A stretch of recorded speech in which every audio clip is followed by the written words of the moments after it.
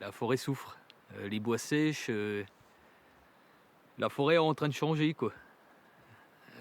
Quand on regarde, on lève la tête, on voit beaucoup de cimes sèches, d'arbres qui dépérissent.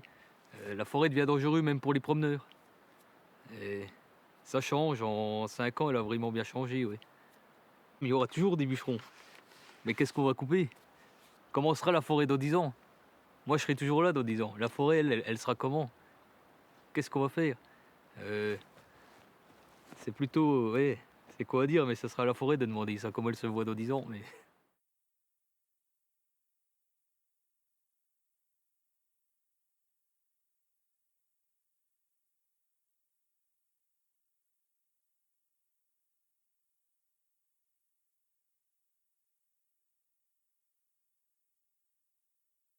Qu'est-ce que c'est qu'une existence? C'est la recherche de l'harmonie, hein. Moi, c'est comme ça que je vois les choses. Alors, l'harmonie, c'est la forêt est une formidable école d'harmonie quand tout va bien. Et les désordres climatiques rompent l'harmonie. Et on est désemparé. On est désemparé. Alors, on peut faire toutes les expériences qu'on voudra. C'est un peu aussi ce qu'on se disait là, tous, nous forestiers, après la tempête de 1999 qui a mis par terre ici, ça, il y avait un petit peu plus loin, de l'autre côté de la maison, il y avait 2 hectares de sapins, le sapin, la Bies alba, le grand sapin, qui faisait 30 mètres hein, de haut, et qui sont tombés comme un château de cartes. La première chose que je me suis dit, bon, ben, ça y est, ils sont par terre, on va régler le problème, mais on ne les verra plus. On ne verra plus de sapins de 30 mètres de notre vivant. Voilà. C'est ouais, c'est ce temps long et cette disharmonie qui s'installe qui est peut-être le plus difficile pour nous forestiers. On a aussi, subi de plein fouet, ce qui s'est passé au moment de la tempête, de 1999, où, il y a 90 de la forêt de haies qui est tombée par terre. Et là, la prise de conscience, ça a été de se dire: «Mais cette forêt qu'on aime, dans laquelle on va très souvent se promener avec les enfants, et ben cette forêt, elle n'existe plus. Du jour au lendemain, elle est par terre. Et pourquoi elle est par terre? Bah, parce que en fait, c'était une forêt cultivée. Nous, on la voyait comme quelque chose de beau, c'était notre forêt cathédrale, c'était voilà. Et du jour au lendemain, en fait, on s'est rendu compte que, bah, si elle était fragile, c'est parce qu'elle était cultivée, qu'on avait enlevé tous les arbres de taille intermédiaire qui auraient pu faire écran au vent quand il s'est engouffré dans cette forêt.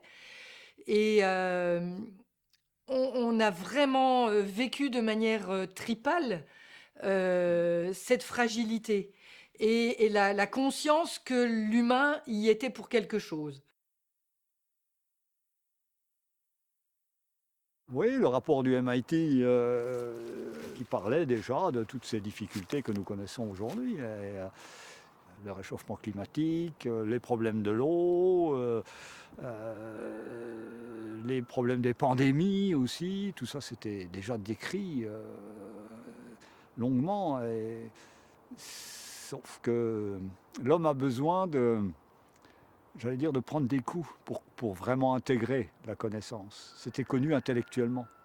Ce qui s'est passé avec les méga-feux que la France a connus pour la première fois de sa vie, du Oui. côté de Bordeaux, etc. Et même dans les Vosges, il y a eu Et des du coup, feux il y a eu aussi. des feux dans les Vosges, ce Oui. qui n'était jamais arrivé parce que c'était humide. Il y a eu des feux dans le Jura aussi. Et donc ça, c'est vraiment une prise de conscience que la forêt est fragile. Elle peut se détruire même par le feu dans des lieux qui étaient très arrosés. Bon, les méga-feux du côté de Bordeaux, c'était terrible aussi. Et donc là, il y a eu une prise de conscience extrêmement importante qu'il fallait s'investir sur notre énergie, mais aussi éventuellement des finances qui peuvent être disponibles pour ça, pour penser à un autre développement de la forêt et une autre manière de regarder la forêt, exactement de la même manière où on bosse sur l'agriculture bio Oui. et sur une autre consommation en étant non pas consommateur mais consommateur, quoi.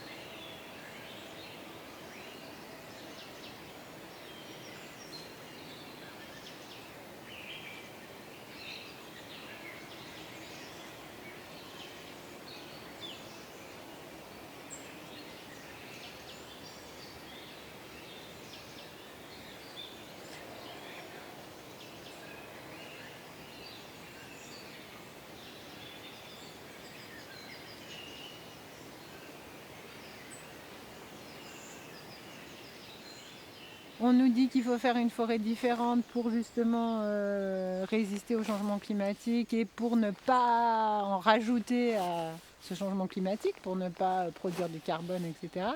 Et dans les faits, on en voit peu des forêts comme ça. Et moi, quand j'en parle avec mes élèves, ils me disent oui, mais madame, dans la réalité, ça n'existe pas, votre forêt multifonctionnelle, écologique, qui produit du bois, ça n'existe pas, on n'en voit pas finalement tellement dans la vraie vie.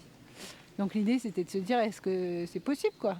Parce qu'on raconte toujours que c'est possible, mais testons-le pour voir si c'est vraiment possible. Alors on ne le testera pas en 10 ans, hein, mais progressivement, est-ce que on peut faire une forêt qui est vraiment multifonctionnelle, avec des essences différentes, qui résiste au réchauffement climatique, mais qui surtout, parce que résister au changement climatique, je ne suis pas sûre que ce soit possible, mais surtout qu'on ne rajoute pas une couche à ce truc qui entraîne ce réchauffement climatique, quoi.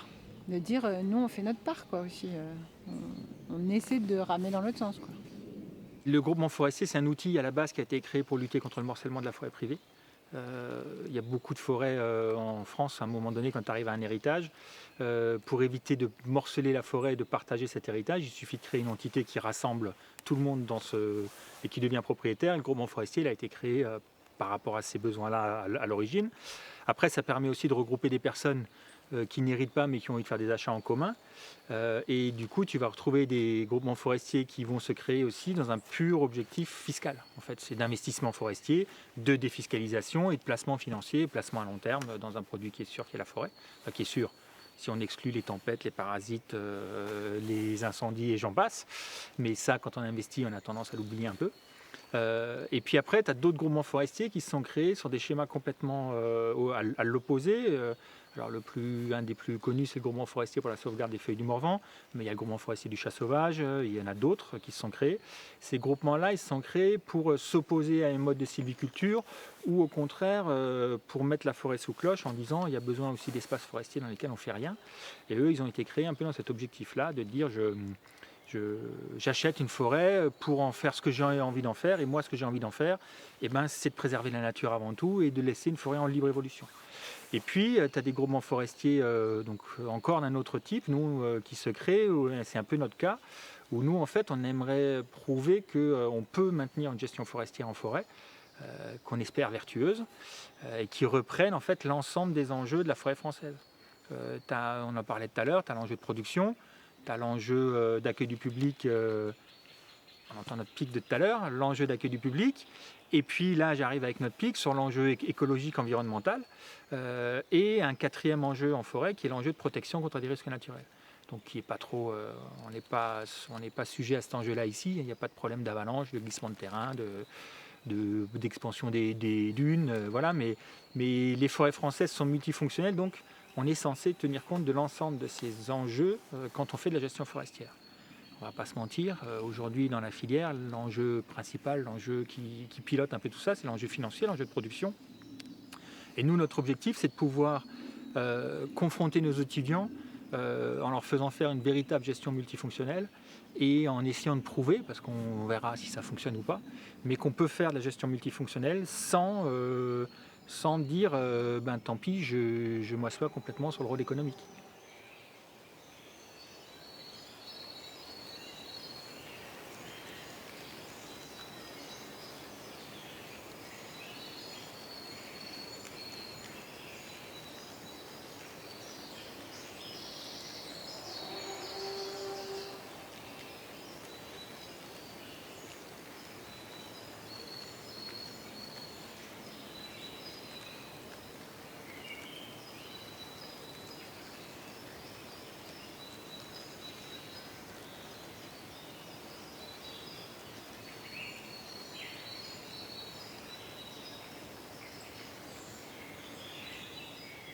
En forêt, on peut faire à peu près tout.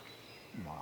Personne n'a raison, parce qu'il n'y a pas de vérité révélée. On travaille avec du vivant, donc ce qui est vrai un jour ne sera plus vrai 50 ans plus tard. Il n'y a qu'une erreur à éviter. La faute majeure, c'est la coupe à blanc. Voilà. Il faut éviter la coupe à blanc, parce que là, on crée un vrai désordre. Voilà. Tant que les végétaux restent là, on peut travailler avec les végétaux, les accompagner, les permettre d'installer une régénération, même ouvrir un peu en dessous, puis faire un semis ou une plantation, mais à l'abri de ce qui existe. Par bande, par exemple, on va ouvrir une bande et on va planter dans cette bande parce que les arbres qui sont dessus sont de mauvaise qualité, sont vilains, sont en constat d'échec. On va pouvoir faire ça, mais en laissant les autres à côté, en laissant des bandes, en laissant de la vie, en laissant du couvert surtout. Parce que l'ennemi, ça a toujours été le soleil quand même. Hein. Le soleil, c'est la vie, mais quand il est trop là, il brûle. Et les arbres, ils n'ont jamais aimé ça. Nos arbres, hein, je parle des arbres de nos régions, les climats tempérés, le soleil, ça a toujours été compliqué quand même. Et donc, quand vous mettez une coupe à blanc, vous créez un déséquilibre parfait sur une grande surface. C'est irrémédiable ça va durer des années avant que la végétation reprenne ses droits. Et vous aurez détruit un grand nombre de micro-organismes qui sont la vie. Hein. Les scientifiques nous racontent que dans un mètre cube de terre, là, il y a je ne sais combien de milliards de micro-organismes. J'en ai pas gardé le mémoire parce que tellement c'est monstrueux. La quantité est importante, quoi.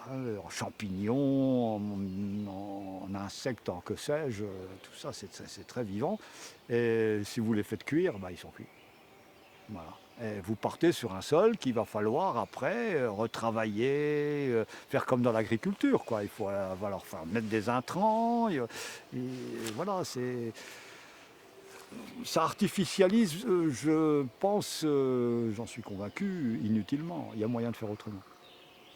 Alors, sauf situation d'impasse totale, quoi, ça arrive. Ces grosses coupes à blanc sur des très grosses surfaces pour replanter des essences monospécifiques, ça, il faudrait.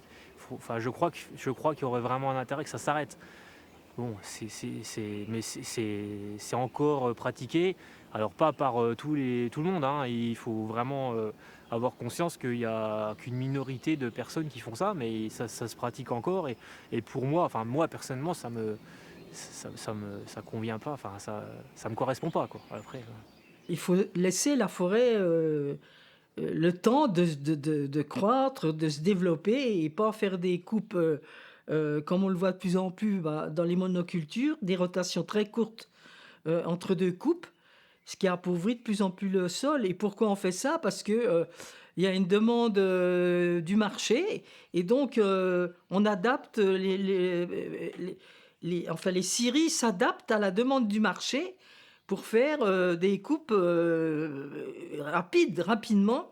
Et il y a quelques années de ça, on estimait la moyenne de l'âge moyen des résineux qu'on coupait, des Douglas notamment.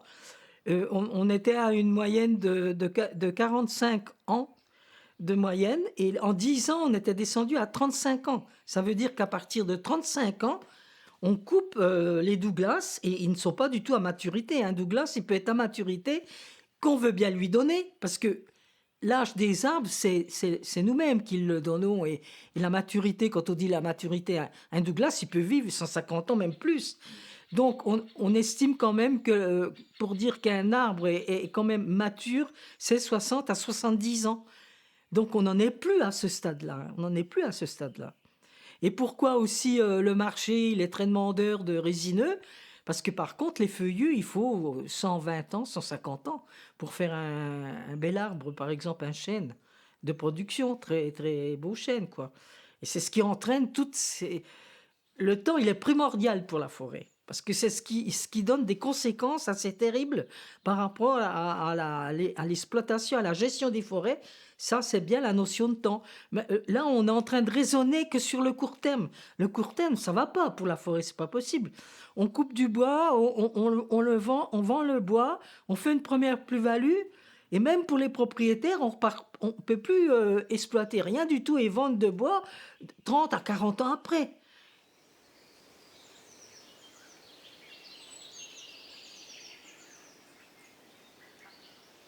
Vraiment, le problème dans le Morvan, il a commencé dans les années 60-70.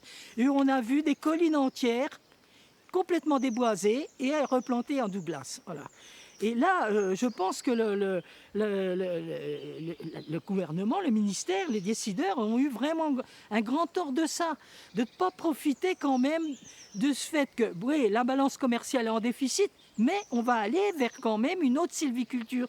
Parce qu'avant, les anciens, comme mon père, il allait en forêt, il coupait du bois, il coupait celui-ci pour faire le bois de chauffage et tout. Mais ce n'était pas une destruction totale comme il y a maintenant. Ça n'avait rien à voir.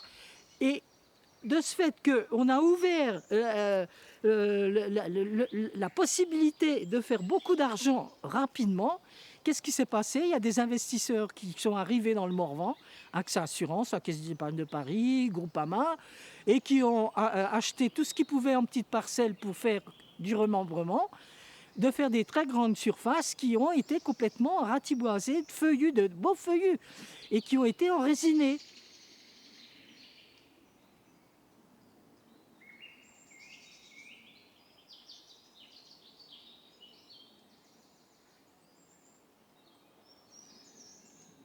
Ce qui est à la base du problème, c'est le capitalisme néolibéral, clairement. Oui, financier, etc. Parce que c'est la mise en magnifique, avant quoi. du profit, c'est la mise en avant de la finance, avant de mettre l'humain et le vivant. Et le vivant, ouais. Et le vivant, il est un élément à exploiter comme le reste.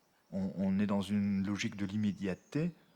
Encore une fois, par rapport à un formatage économique, l'activité économique ne peut être viable que si elle devient très rapidement rentable. Et là, la question de la forêt, elle vient juste percuter et faire exploser cette logique-là, qui est de dire, si j'investis dans une forêt et que mon investissement doit être rentable au bout de 18 mois, ok, donc si j'ai bien compris, encore une fois, je ne suis pas un spécialiste, elle ne sera même pas rentable au bout de 18 ans. Donc voilà. Alors, je trouve que ça nous ramène à une véritable humilité, en fait. Est-ce qu'il faut que la filière s'adapte à la forêt ou est-ce qu'il faut que la forêt s'adapte aux besoins de la filière? Aujourd'hui, si tu lis les documents de politique forestière, on te dit, en gros, il faut que les deux se parlent et qu'ils trouvent un enjeu commun. Mais si tu lis entre les lignes, ce serait bien quand même que la forêt commence par parler à la filière et qu'elle s'adapte, quoi. Voilà, que la filière s'adapte à la forêt, c'est pas trop dans l'air du temps. Et pour moi, ça, c'est un problème. Parce que si je veux faire une forêt multifonctionnelle, avec une production, du coup, avec des produits plus variés, plus hétérogènes, etc., si derrière, j'ai personne à qui les vendre, si derrière, j'ai pas un tissu local de préférence qui me transforme mes produits, je vais les vendre à qui? On doit avant tout prendre en compte l'aspect de la forêt, les caractéristiques de la forêt, du sol, pour y mettre les essences qui y sont adaptées et pas forcément les essences qui sont demandées par l'industrie parce que c'est comme ça qu'on va un peu dans le mur. Bon, l'exemple typique, c'est les épicéas. Hein, après la guerre, il y avait besoin de matériaux bois pour faire la construction. Donc il y a eu des subventions qui ont été données et ça a donné des très bons résultats au niveau production de bois, des très beaux arbres, etc. Bon, simplement aujourd'hui on voit la limite un peu de tout ça parce que les épicéas qui étaient avant qui arrivaient à s'adapter aux conditions climatiques et de station, et ben aujourd'hui on arrive dans une impasse où on sait que l'essence n'est plus adaptée et on a, voilà, avec les gros dépérissements qu'on a connus. Alors aujourd'hui, les forestiers, leur excuse, c'est « Ah oui, mais c'était pas moi, c'était il y a 30 ans, c'était il y a 40 ans, ok, c'était pas toi, mais qu'est-ce que tu fais toi maintenant, quoi ?» Voilà, si pour remplacer une monoculture d'épicéa, on fait une monoculture de Douglas, ou une monoculture de chêne Cécile, ou une monoculture de hêtre, une monoculture de ce que tu veux, on a tout faux, quoi. La forêt, c'est pas ça. Et si tu veux que ton écosystème il soit durable, que tu veux une certaine résistance face aux pathogènes, face aux incidents climatiques, une certaine résilience s'il y a eu un aléa, et ben, plus tu diversifies, plus tu mélanges, plus tu étages, et plus tu as de chances de t'en tirer. Ça, je pense que c'est une évidence. Le rôle de la forêt, c'est quand même un de ses rôles, mis à part fournir du bois, c'est de fixer du carbone, quoi. Et si dans les systèmes actuels où du jour au lendemain, vous avez une plantation qui a à peine 30 ans qu'il faut couper parce qu'elle est morte, elle ne fixe pas de carbone à cette époque-là. Alors que si c'est une forêt diversifiée, même s'il y a quelques individus qui sont morts, qui ont souffert de la sécheresse, il y en aura toujours qui seront là, qui vont continuer à avoir son rôle, quoi, de fixation de carbone, quoi. Et moi, je crois que c'est essentiel, quoi. Une forêt, c'est forcément pour moi diversifié, c'est forcément du bois mort, c'est forcément un écosystème complexe. C'est pas des arbres alignés comme des carottes dans un jardin, quoi. Ça pour moi, ça rentre dans la définition d'une forêt, ça rentre dans les calculs de surface forestière, mais est-ce que c'est vraiment une forêt ? J'ai envie de dire que non, quoi. On raisonne la forêt comme on a raisonné pour l'agriculture. On sait qu'on va la tête dans le mur pour l'agriculture. Néanmoins, on reprend le modèle de l'agriculture pour le transport. Mais la forêt, elle ne va pas se restaurer comme ça. La forêt, quand on va avoir une usine à bois de monoculture de résineux, c'est terrible. Mais comment ? Moi, je ne peux pas avaler ça, quoi. Si on parle des pesticides et des insecticides dans l'agriculture, c'est que la forêt cultivée, elle oblige à utiliser les mêmes, enfin ce que moi j'appelle les saloperies, les mêmes intrants, puisque on veut éliminer les autres espèces pour garder l'espèce qu'on cultive. Et donc, et puis du coup, il n'y aura plus d'animaux, etc. Puisque c'est bien. C'est leur habitat. C'est bien le projet d'une forêt morte, hein, le projet bois énergie, hein, multiplié. En général, le bois énergie, c'est soit des éclaircies de tout petits bois qu'on n'arriverait pas à vendre autrement qu'en bois énergie, ou alors quand on coupe un chêne, et ben, les branches, on les vend, on fait de l'énergie avec, et ça ne pose pas de problème. Voilà. Après, par contre, il y a une telle demande d'énergie que on pourrait être amené à, et il faudrait pas y arriver, mais que ça soit l'unique utilisation de coupe de bois, et ça, raser des forêts entières de feuillus pour faire de l'énergie, à mon avis, c'est un non-sens, quoi, hein, parce que l'utilisation du bois en énergie doit être la dernière utilisation possible de la forêt. Qu'est-ce que ça coûte une gestion industrielle? Qu'est-ce que ça coûte aux contribuables? Qu'est-ce que ça coûte aux services de l'État, aux dirigeants et tout? Quand on compte les coupes, les ventes de bois, les gros matériels, les subventions, les chemins, les routes forestières, on n'en parle pas de ça. Mais on est en train de faire des routes forestières pour débarder des peuplements qu'on va couper à blanc. Et là, les routes forestières, c'est un financement à 80% par l'argent public. Et ça peut coûter jusqu'à 40 000 € le kilomètre. Mais tout ça, on n'en parle pas. Donc, quand on dit, pour l'économie, il faut bien couper, il faut bien produire, soit, mais alors qu'on nous fasse les comptes de A jusqu'à Z, jusqu'au bout, et qu'il y ait une traçabilité du bois. On le prend à tel endroit, on le transporte à tel endroit, on l'utilise à tel endroit. Combien ça a rapporté aux propriétaires, combien ça a coûté aussi aux contribuables, et ça, on ne le sait pas. C'est très, très opaque, hein. Le monde de la forêt, c'est opaque incroyable, quoi. Il y a aujourd'hui des acteurs économiques qui militent pour avoir une approche comptable qui ne soit plus exclusivement financière. La comptabilité, c'est quelque chose qui découle d'un schéma financier où effectivement on regarde les flux financiers qui rentrent, qui sortent, on les codifie, on les enregistre, on a un bilan comptable, on a un compte d'exploitation, mais ça ne retranscrit que les flux financiers. Ça ne retranscrit en rien la vie de l'entreprise, ça ne retranscrit en rien l'impact que l'entreprise peut avoir sur le monde extérieur et notamment la dimension environnementale. Et donc la question de la norme comptable se pose. C'est-à-dire que si la grille de lecture est exclusivement économique, et là même pire que ça, la focale elle est financière, donc exclusivement financière, effectivement, il y a toute une partie de la réalité, toute une partie du monde que vous ne prenez absolument pas en considération. Il ne suffit pas d'en parler. Il faut faire, il faut agir et il faut que l'État il donne les moyens à un propriétaire, quand il a une forêt, plutôt que de la couper à blanc et puis vendre ses arbres tout de suite, de l'aider à la conserver. Et là, moi, les subventions, je peux vous dire comme ça, moi, d'accord, je suis tout à fait prête à donner des impôts pour ça. Voilà. Ce que je ne suis pas prête, c'est à aider à financer pour faire une coupe rase, pour replanter des monocultures de résineux derrière. Mais enfin, on marche sur la tête, là.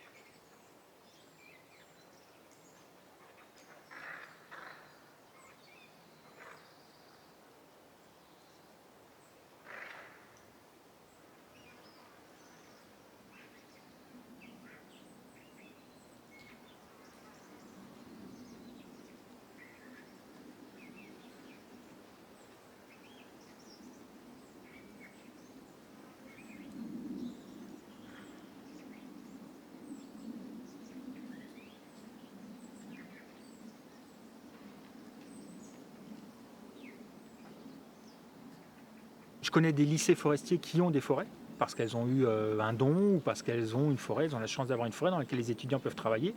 Nous, on n'avait pas cette chance-là ici à Mirecourt. Et donc on s'est dit, prenons nos désirs pour des réalités et créons cette chance-là et achetons une forêt. On a vite vu en regardant au fond de nos poches que ça ne suffirait pas. Et donc on s'est dit, tant mieux, on n'a pas de sous, mais tous ensemble on peut y arriver. Et donc si on fédère des citoyens pour acheter une forêt, on arrivera à avoir suffisamment de fonds pour l'acheter. Et ça va générer aussi des points de vue différents. Parce que la forêt dont moi j'ai envie, c'est pas la même que la forêt dont toi tu vas avoir envie, pas la même que la forêt dont Noé va avoir envie, c'est pas la même que la forêt dont l'habitant de la commune en bas de la colline là aurait envie. Et donc si plus on aura une diversité de membres, qu'on laissera s'exprimer, c'est l'objectif, plus aussi on aura derrière une gestion qui correspondra à un consensus, à trouver les intérêts de chacun. Et ça, en fait, on veut confronter nos étudiants à ça, à travers donc la gestion de cette forêt. Là, c'est notre forêt, entre guillemets, et on va vraiment décider ce qu'on va en faire. Le groupement va décider, alors qu'en tant que technicien, que ce soit pour l'ONF ou pour en privé, on répond à une commande du propriétaire ou alors de la commune. Et là, c'est vraiment, on peut tout faire, quoi. J'ai le sentiment que le citoyen qui s'engage aujourd'hui, il est plus efficace que les institutions. Et il est même en capacité de créer un rapport de force avec les institutions qui permettent de faire progresser les institutions. Bah, le groupement forestier du Darou, c'est tout juste un ovni hein, dans le milieu Dans de le paysage forestier. dans le paysage de Ouais. l'exploitation agricole. Ouais. On est sur un groupement de gens qui se connaissent pas, qui se mettent ensemble sur un projet qui est autant pédagogique que écologique, Que économique.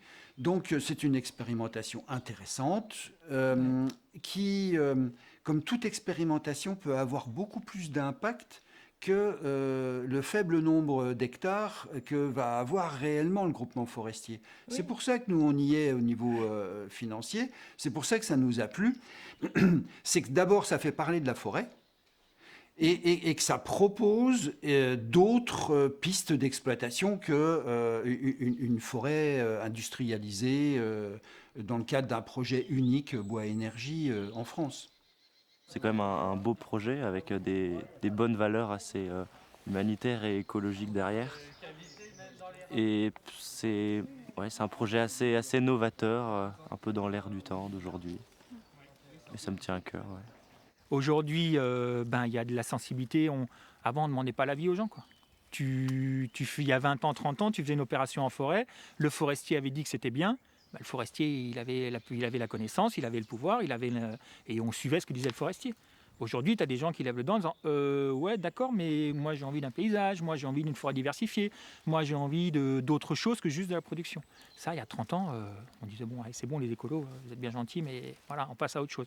Aujourd'hui, il faut faire avec. C'est difficile de faire de la forêt sans la notion économique, mais je pense que c'est de faire de l'économie, mais de la manière la plus respectueuse possible, un peu innovante. Et ce qui est intéressant aussi, c'est que là, on a le droit de se tromper. C'est un projet, comme dit Arthur, donc on peut essayer un peu ce qui nous donne envie et ce qui nous paraît bien. Et puis si on se trompe, c'est pas grave, je pense. C'est assez ouvert ce qu'on peut faire. On peut planter, on peut couper, on peut laisser comme ça attendre dans 30 ans. On est assez libre dans nos actions sylvicoles. De toute façon, là, il n'y a pas Pas grand-chose à couper.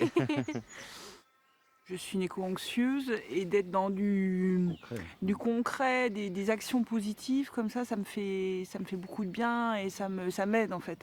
Ça m'aide à me projeter sur un avenir possible et ça donne de l'énergie quoi, pour la suite. Quoi. Et ça permet de montrer aussi que c'est possible, parce qu'on a une ferme qui nous consomme très très peu d'énergie, qui est fixatrice en carbone, c'est pas assez fréquent. On a une maison basse consommation, donc qui consomme très peu d'énergie, donc on est en cohérence partout. Après, on va mettre un peu d'argent dans une forêt, dans un groupement forestier qui aura cet état d'esprit-là. Hein. Je veux dire, on va pas surconsommer pour faire produire les arbres, et on va essayer de prélever le minimum et garder ce rôle de la forêt qui est de fixer du carbone, qui est d'accueillir des gens, qui est de maintenir une biodiversité, on va essayer de conserver tout ça, ce rôle qu'elle aura dû garder tout le temps, quoi. Et puis il y aura plein de monde derrière qui vont graviter le autour et qui vont apprendre, qui vont découvrir et puis qui vont peut-être transporter ça ailleurs. C'est une pépinière, quoi, ce groupement. Peut-être que ça va fleurir partout, ces groupements. Et on espère. Hein. Un groupement forestier comme ça, il démarre aujourd'hui, il peut durer très longtemps. C'est la différence avec un groupement forestier familial. Parce qu'évidemment, à titre personnel, j'y pense à ça, bien sûr. C'est la voie classique de créer un groupement forestier familial.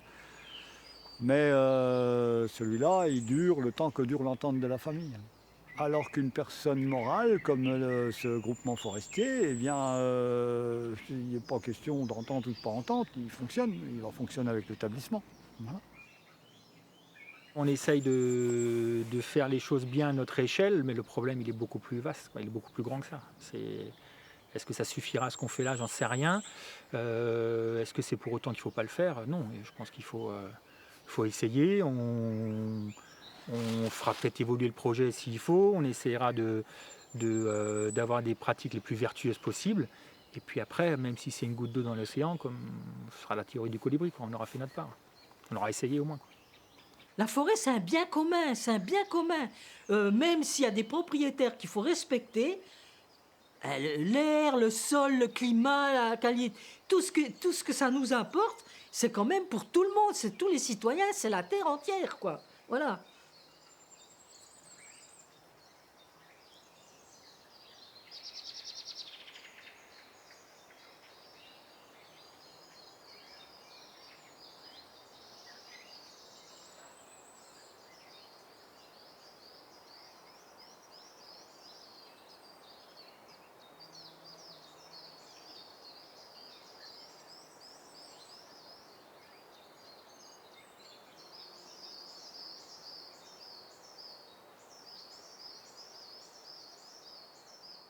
Si l'humanité venait à disparaître, les forêts resteront. Et au contraire, elles vont repartir de plus belle, avec des conditions climatiques différentes. Mais voilà, sur le temps long, tout ça, ça va s'habituer, s'acclimater. Le problème de ce réchauffement aujourd'hui, c'est sa rapidité. Parce que sur le temps long, aucun souci, les végétaux vont s'adapter. Mais à l'échelle des temps géologiques. Voilà, pas la semaine prochaine. La semaine prochaine, ils sont secs.